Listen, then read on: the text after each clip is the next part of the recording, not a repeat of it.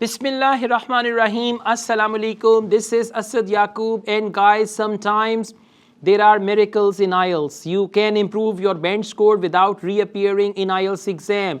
Same TRF. And this miracle is known as IELTS Inquiry on Results, or EOR.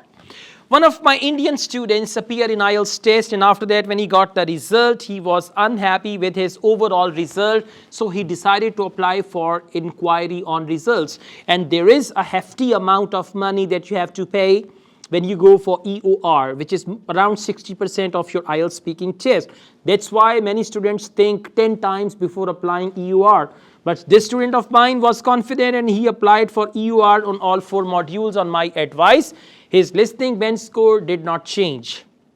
Reading bench score did not change. Speaking bench score did not change. And by the way, if the bench score doesn't change, your EOR fee is gone. But if the bench score improves, then your EOR fee is refunded.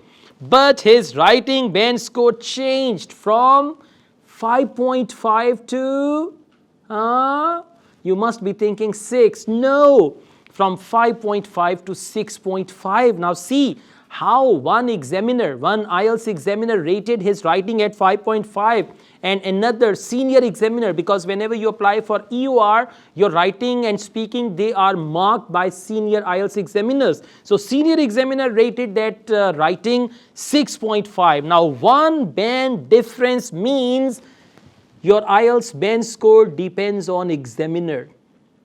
Sometimes it doesn't depend on your English. It doesn't depend on your performance. It depends on examiner, especially in 2 modules, and these 2 modules are writing and speaking.